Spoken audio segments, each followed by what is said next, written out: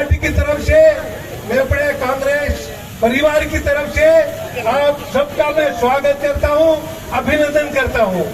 और हमारे कांग्रेस परिवार के हजारों लोग लाखों लोग पर बैठे हैं, उनका भी मैं कांग्रेस पार्टी की तरफ से, अपनी तरफ से आपका सबका स्वागत करता हूं। उन्हीं शब्दों के साथ मीडिया के साथियों का भी मैं स्वागत करता हूं और शांति से आप लोग अपने स्थान पे बैठे और सुने।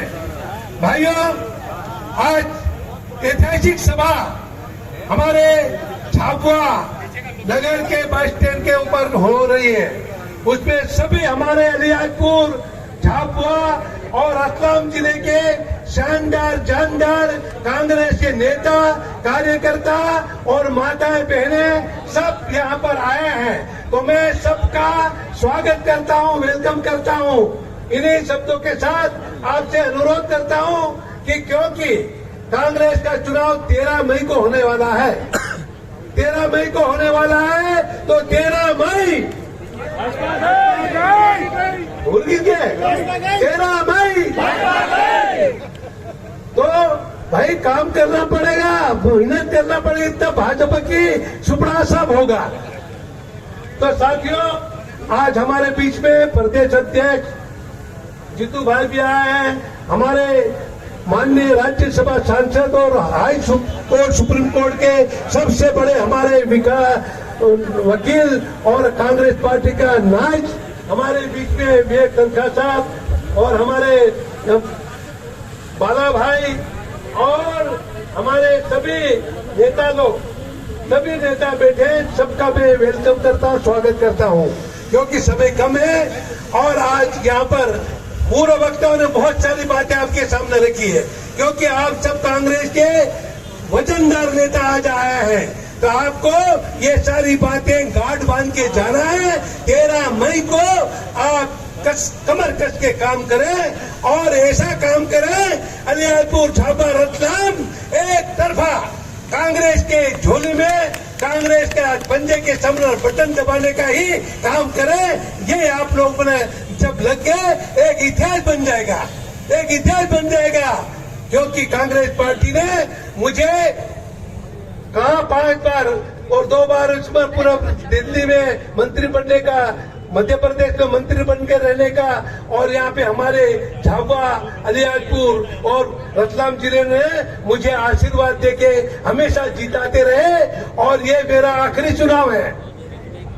फिर आप लोगों के साथ हम लोग काम करेंगे, समाज सेवा भी करेंगे। ये कांतिलाल भूरिया आखिरी दम तक आपकी लड़ाई लड़ता रहेगा, आखिरी दम तक लड़ता रहेगा। चाहे भोपाल की लड़ाई लड़ना पड़े, चाहे दिल्ली की लड़ना पड़े, हम लड़ेंगे और हमारा अधिकार लेके रहेंगे।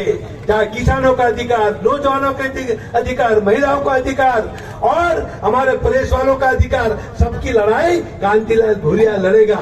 आप हिम्मत हारने की जरूरत नहीं है। कांग्रेस पार्टी वो पार्टी है, हमारी आजादी की लड़ाई से लेकर आज तक कांग्रेस पार्टी हिंदुस्तान में आज उपस्थित है। कांग्रेस पार्टी ने ही देश को आजाद करा है। 300 साल अंग्रेजों ने राज किया, उसके बाद कांग्रेस पार्टी और महात्मा गांधी जी के नेतृत्व में और अंग्रेजों को समुद्र के 7 पार भगाया, समुद्र के पार उस पार भगाया कि नहीं भगाया, वो कांग्रेस पार्टी है। उस कांग्रेस पार्टी के हम कार्यकर्ता हैं, उस कांग्रेस पार्टी के हम सिपाही हैं। तो हम क्यों डरे, क्यों डरे? चंद्रशेखर आजाद हमारे भाभरा के रहने वाले, उन्होंने अंग्रेजों को छक्के छुड़ा दिए। तो उस धरती के हम लोग हैं, उस धरती के वंशज हैं। तो फिर बहादुरी बताना पड़ेगा। जो डरा वो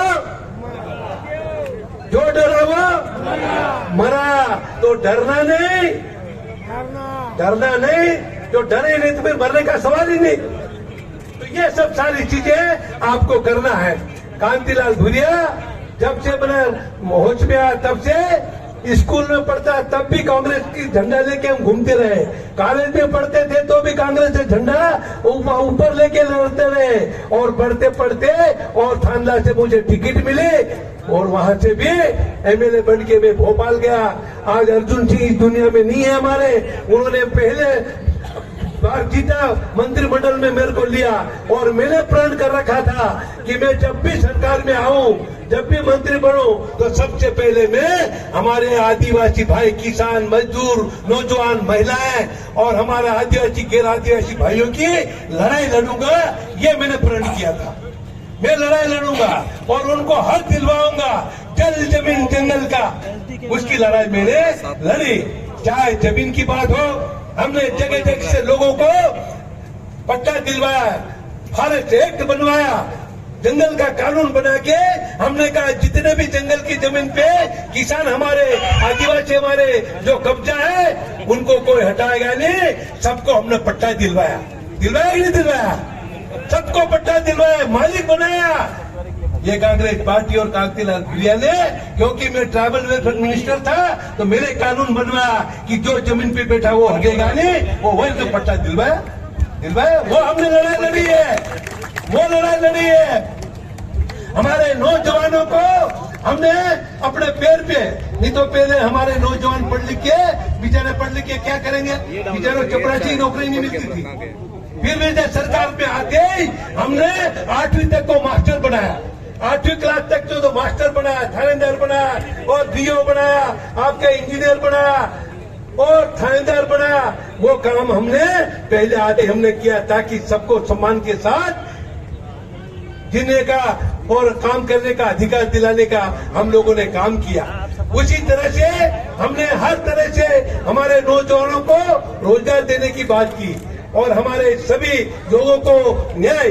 हमारा देश एक धर्मनिरपेक्ष देश है। नौजवानों आपको नौकरी और 15-15 लाख रुपए जमा कराऊंगा हर खाते में, और प्रधानमंत्री बनने के बाद भूल गया। मैंने दिल्ली में लोकसभा से निकलते समय मेरे को गेट पे मिल गए, मैंने कहा मोदी जी प्रधानमंत्री नमस्कार। क्यों भूरिया जी क्या बात है? मोदी जी पूरा देश इंतजार कर रहा है। नौजवान हमारे, आपने कहा 2 करोड़ नौजवानों 1000 नौकरी दूंगा, अभी आप तो नौकरी दे नहीं रहे। 15-15 लाख खाते में जमा करूं कहा था, वो भी नहीं हो रहा। आप तो प्रधानमंत्री बन गए, आप तो करो। वो कहता भूरिया जी ये तो चुनावी जुमला था, कहां से नौकरी देंगे था? ओके, चुनावी जुमला था, कहां से नौकरी दूं? अब ये मोदी की कथनी और करनी में अंतर है। ये मैंने कुछ नहीं, ये तो अपना बस मालामाल होने का काम करते हैं। ये बाकी किसानों की नहीं सुनते ना, किसी गरीबों की नहीं सुनते। वो भारतीय जनता पार्टी है। इसलिए आप लोगों को देखना है इस चुनाव में, यह चुनाव 13 तारीख को होने जा रहा है। उस चुनाव में पूरा देश एक तरफा कह रहा है कि राहुल गांधी को प्रधानमंत्री बनाना चाहिए, और राहुल गांधी ने कन्याकुमारी से कश्मीर तक यात्रा करके हर किसान का सुख दुख, उनकी परेशानी समझते समझते कश्मीर तक चलेगी। वो राहुल गांधी है। तो राहुल गांधी जब बनेगा तो आपकी हर तकलीफों को समझता है, तो तब तो जाके कांग्रेस पार्टी और लोगों का तकदीर और तस्वीर संवरेगा और काम होगा। तो इसलिए आप लोग आज यहाँ पर हमारे इतनी भारी संख्या में आए फार्म भराने के लिए, क्योंकि आज हमको फार्म भरना है, क्योंकि समय हो रहा है तो फार्म भरना है। तो इसलिए आप लोग सब आए, तो आपका सबका मैं स्वागत करता हूँ। और आप लोग सब आज यहाँ पर अपने अपने गांव में जाएं, अपने अपने इलाके में, पंचायत क्षेत्र में, विधानसभा में जाएं। वहां जाके 13 तारीख तक आप लोग कमर कस के एक ही बात करेंगे कि कांग्रेस पार्टी को जिताना है, कांग्रेस पार्टी को जिताना है। ये मन में बात रखना पड़ेगी, तब जाके दिल्ली में सरकार बनेगी, तब जाके आपका भाई कांतिलाल भूरिया दिल्ली में जाएगा और दिल्ली की लोकसभा में आपकी आवाज उठाऊंगा, दिल्ली की लोकसभा में आपकी आवाज उठाऊंगा। हमारे किसान परेशान, खाद महंगा, बीज महंगा, अनाज महंगा, तेल महंगा, सब सारा महंगाई में गरीब आदमी 1 दिन का टाइम खाना नहीं जुटा पा रहा। वो आज ये हालत हो गई। और माना मस्त बैठे, कोई बात ही नहीं, न हमारे यहाँ का धंधा। लोग हमारे सैकड़ों जा रहे गुजरात, उधर जा हजारों लोग बेचारे धक्का खा रहे, कोई सुनने वाला नहीं, कोई देखने वाला नहीं। राहत कार्य खोलना चाहिए, राहत कार्य भी नहीं खोल रहे। ये हालत आज करती है। इसलिए आपको इस बात को देखना है। कांग्रेस पार्टी सरकार आते ही राहुल गांधी ने कहा है हर महिला को 1-1 लाख रुपया सालाना देंगे, हर घर की महिला को, हर घर की महिलाओं को, हर महिला को 1-1 लाख, मतलब आप 1 महीने का 8,500 रुपया मिलेगा ना। ये कांग्रेस पार्टी ने ऐलान किया है। उसी तरह से हर बना मजदूर को मजदूरी आज 275 और 100 के मिल रहा है। कांग्रेस पार्टी आते 400 रुपया पर डे, 400 रुपया हर मजदूर को देने का ऐलान किया है कांग्रेस पार्टी ने, हर मजदूर को देने का ऐलान किया है। उसी तरह से कई बने योजनाएं हमारे जो घोषणा पत्र बना है उसमें 5 बने जो सूत्र दिया है, उस सूत्र के अनुसार कांग्रेस सरकार बनते सभी मैंने काम शुरू कर दे। नौजवानों को 30 लाख नौजवानों को नौकरी देने की बात की। आज बेरोजगार हमारे भाई बैठे हैं, उनको भी नौकरी देना है, महिलाओं को सम्मान देना है, किसानों का कर्जा माफ करने की बात है। वो कर्जा भी जब कमलनाथ सरकार की कर्जा माफ किया था नहीं 2-2 लाख। ये तो बीच में सरकार चली गई ना, आज तक सारे किसान हल्के हो जाते, सारा कर्जा माफ कर देते। पर भाजपा सरकार में आने के बाद अब वो कह रहे हैं कर्जा माफ नहीं हुआ। अरे जब कर्जा माफ हो गया, प्रमाण पत्र दे दिया, किस बात का कर्जा मान लो तुम? वो कई जगह जाके बना अधिकारी के लिए कर्जा माफ नहीं हुआ, देना पड़ेगा। हमने कहा कोई कर्जा देने की जरूरत नहीं, जिसका माफ हो गया प्रमाण पत्र माफ हो गया, कोई देने की जरूरत नहीं। आप चुनाव जीतने के बाद जो कर्जा वसूल करने जा रहे हैं उनकी खबर मैं लूंगा, आप चिंता मत करो, उनकी खबर मैं लूंगा। कर्जा माफ, किस बात का कर्जा लेने जा रहे हैं भाई तुम? तो ये भाजपा और उनको धमका के अधिकारी को भेज रहे, कर्जा माफ वसूल करो। एक तरफ माफ होकर वसूल करने क्या बात है? तो ये सब सारी चीजें उनकी कथनी और करने में क्या इतना अंतर है? इसलिए आप लोग इस बात को देखें कि आप मैंने 13 तारीख को आपका भाई कांतिलाल भूरिया, मैं भी एक छोटा गांव से निकल के आया था, बोरडुडिया, आपने कहीं नहीं देखा, छोटा गांव था। वहां से मैं यात्रा करते झापा से भोपाल से दिल्ली तक पहुंचा। आपकी सेवा करते आपकी दुआएं मुझे